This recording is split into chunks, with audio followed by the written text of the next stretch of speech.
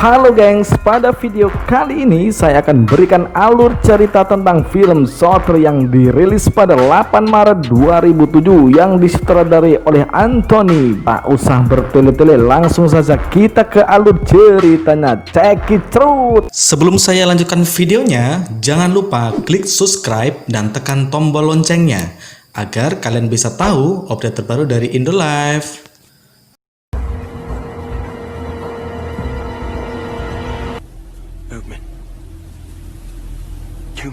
Film diawali dengan sang penembak jitu yang bernama Swagger dan juga temannya yang bernama Donnie, di mana mereka tengah menjalankan misi perdamaian pada zona konflik di Ethiopia. Tepat di atas Bukit Tandus, mereka berdua tengah mengawasi pergerakan kendaraan sweeper pasukan pemberontak yang sedang mengarah ke camp pasukan Amerika Serikat.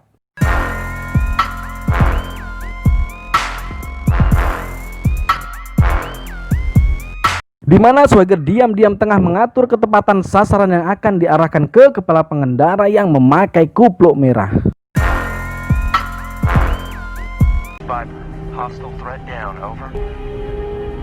Di mana target pun diarahkan ke kepala musuh dan apa yang terjadi, si kupluk merah pun tertembak di bagian kepala. Musuh pun kocar-kacir saat Swagger pun beraksi.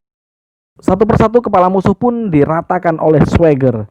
Di situ terjadilah pertempuran dahsyat pada siang itu. Namun apa yang terjadi, bagian pusat komando menganulir keberhasilan atas Swagger dan bahkan langsung memutuskan komunikasi radio di kala itu. Keheranan Swagger pun semakin bertambah saat datangnya helikopter, di mana secara tiba-tiba si helikopter itu menghujani tembakan kepadanya. Padahal pihak intelijen tidak memberikan informasi skema penyerangan lewat udara.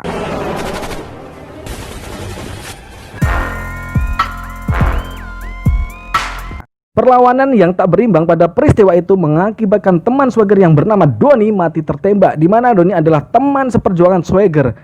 Dan Swagger pun marah dan gegas mengatur targetnya tepat pada baling-baling heli. Pada akhirnya si heli pun tertembak dan jatuh.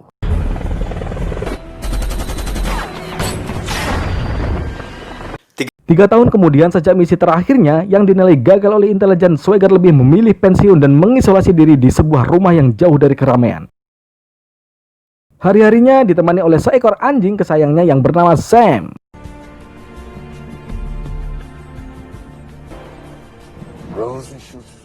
Pada pagi hari, Swagger pun kedatangan tamu dari FBI yang bernama Kolonel Ishak Sobari bersama dua orang pendampingnya yang gak gua sebutin namanya. Diam-diam Pak Ishak membujuk Swagger untuk membuat skema penembakan jarak jauh terkait adanya rencana pembunuhan presiden yang berhasil teracak lewat transmisi.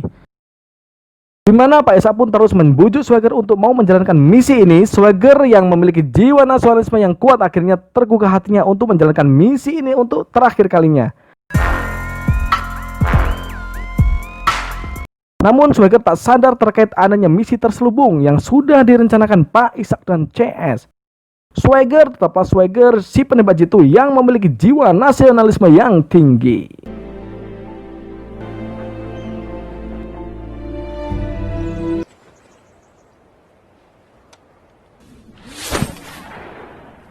Singkat cerita, Swagger mulai melakukan survei dan mengamati 3 tempat penting yang di Amerika, yakni Maryland, Philadelphia, dan Washington DC.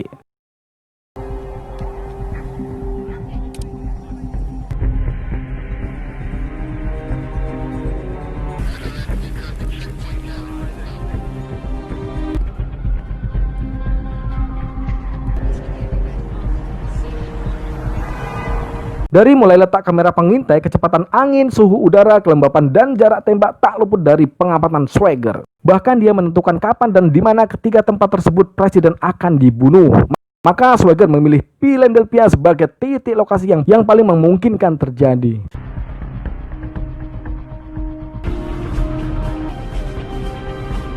Diceritakan 2 minggu kemudian, tepat di hari kunjungan presiden itu, Swagger dibawa kolonel dan para anak buahnya. Swagger memasuki sebuah gedung tak resmi yang kelihatan sudah kusam. Di balik gedung itu, Swagger terus menganalisa dengan seksama di mana akan terjadinya teror terhadap presiden.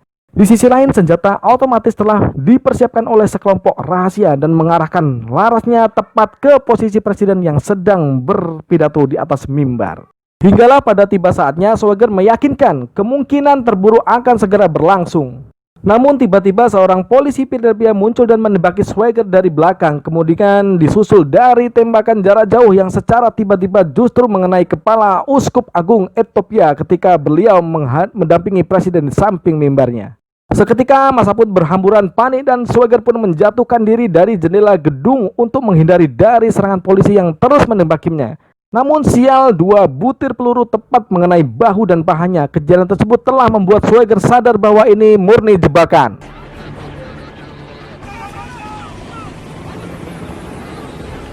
Dan bukan hal mustahil jika seorang opsir itu pun merupakan bagian dari rangkaian dari jebakan tersebut. Hal itu terbukti ketika psikopat dituduh sebagai eksekutor tembak yang menewaskan Uskup Agung tersebut. Dengan luka tembaknya, Swagger berhasil lolos dan menghampiri agen FBI yang sedang memantau situasi. Dia bernama Mix Memphis. Di hadapannya, Swagger menyatakan, "Bukan aku pelakunya, aku dijebak." Setelah itu, Swagger melumpuhkan Memphis dan mengambil senjatanya dan mobil dinasnya lalu kabur dari sana.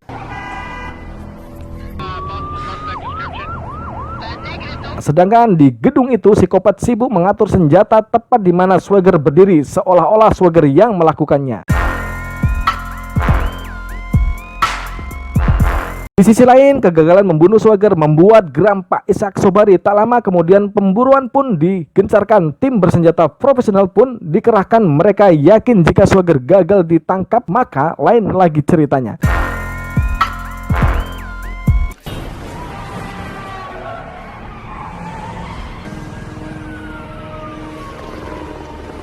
Sementara itu, kepiawaian dan keberanian Texan Angkatan Laut ini masih cukup untuk mengelabui kemampuan mereka. Dia langsung menjatuhkan diri ke sungai bersama mobilnya.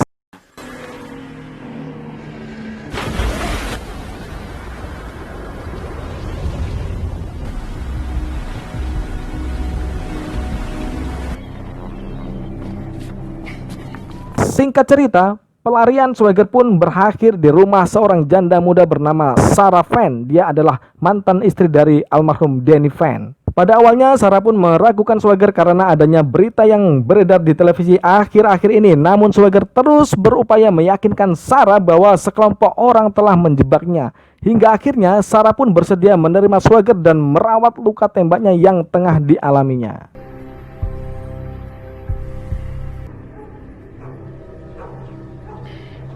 Di sisi lain, sebagai agen FBI, Memphis tahu persis reputasi karir Susan Swagger, bahkan jiwa nasionalis yang sangat kuat sehingga dia yakin bukan Swagger lah pelakunya. Terlihat terdapat banyak kejanggalan, maka Memphis mencari data dan menggali informasi terkait kasus ini. Namun sayangnya segala upaya yang dilakukan Memphis dan ternyata gagal.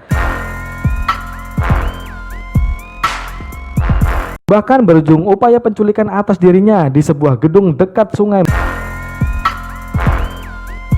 Memphis diikat dan dihajar habis-habisan. Namun ketika hendak dibunuh, tiba-tiba Swagger menolong dengan tembakan jarak jauhnya.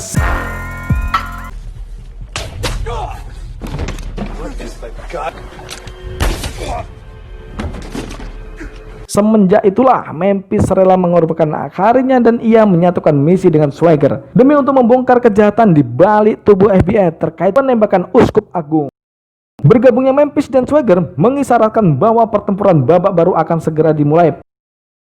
Pak Ishak Sobari dan komplotannya kini mulai resah sehingga mereka membuat strategi apa saja untuk memancing Swagger untuk keluar dari persembunyiannya, termasuk mencuri sahabatnya untuk dijadikan sandera. Tujuannya hanya satu, yaitu membunuh Swagger.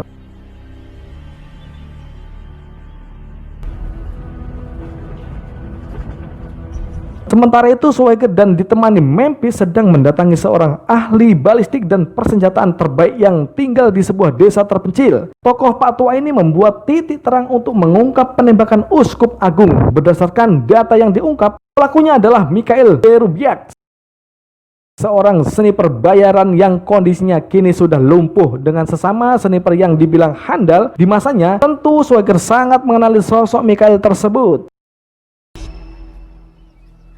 What if it's a trap? Singkat cerita, mereka tiba di Virginia menyusul adanya informasi Mikhail ditempatkan di sana sebagai opsi kedua untuk memancing kedatangan Swagger.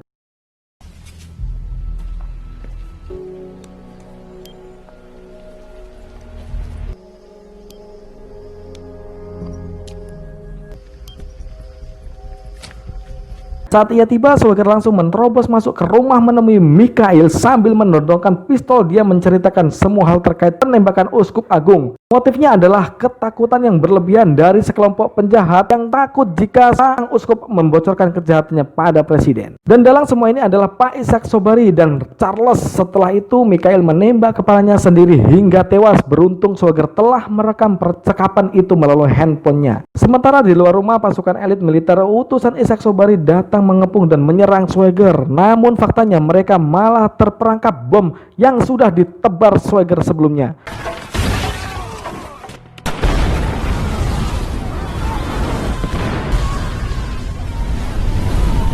Untuk sekian kalinya, strategi yang dipraktikkan Pak Ishak dan kawan-kawannya ternyata tak mampu melawan kepiawaian Swagger.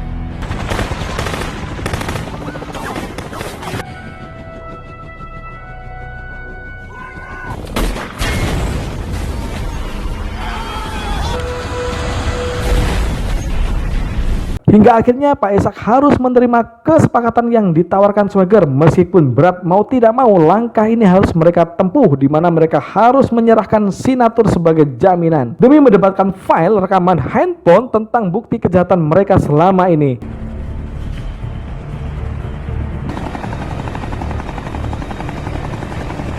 Singkat cerita, Pak Ishak bersama signatur tiba di puncak gunung bersalju, di mana mereka sepakat untuk bertransaksi di sana. Watak penjahat memang maunya menang meskipun dengan cara licik. Mereka menggelandang Saravan di bagian strategi mereka, bahkan memasang sniper di berbagai titik gunung tersebut. Namun sepertinya Swagger lebih sigap membaca strategi bulus mereka dan berhasil melumpuhkannya.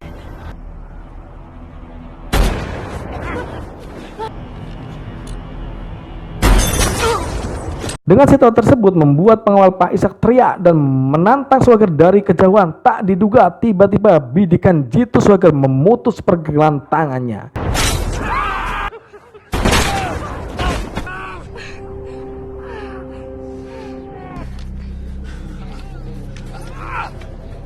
Sementara itu, signatur berpura-pura berlagak baik dengan membujuk Swagger untuk bekerja sama dengannya. Dengan tegas Swagger menyinggung soal kejahatan perang yang terjadi di Ethiopia 3 tahun silam, dan hal itu cukup menjadi tamparan baginya.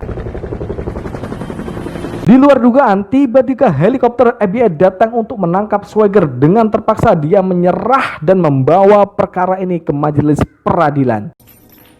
Di hadapan hakim dan penuntut, Swagger berusaha membantah bahwa yang dituduhkan kepadanya selama ini adalah tidak benar. Bahkan terkait senjata miliknya hanya pun rekayasa dari Kolonel Sobari. Karena ketika itu senapan masih di posisi tak digunakan dan tak sembarang orang bisa menggunakannya. Namun keputusan majelis justru malah meloloskan Kolonel Sobari dengan dalih materi kasusnya di teritorial hukum di sana. Tentunya hal itu sangat mengagetkan Swagger. Namun meskipun demikian, hakim memberikan kesempatan Swagger untuk mendedikasikan keadilan dengan gayanya sendiri. Alhasil vonis bebas yang dianugerahkan hakim kepada Swagger. Singkat cerita, malam pun tiba, Sim berpindah ke sebuah villa di mana Sobari dan senatornya tengah tertawa karena kebebasannya. Tiba-tiba salah seorang temannya jatuh dengan lubang peluru di kepalanya. Paham akan isyarat kedatangan Swagger, mereka pun berusaha melindungi diri. Namun kemurkaan Swagger kali ini sudah tidak bisa dibendung lagi. Alhasil semua penghuni villa tersebut mampus termakam tembakan geram Swagger. He's under the floor.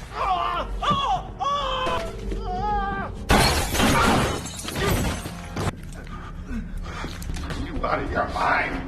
Exactly. Tak cukup dengan itu, dia pun sempat membocorkan instalasi gas dan meninggalkannya. Dan dalam hitungan detik, boom!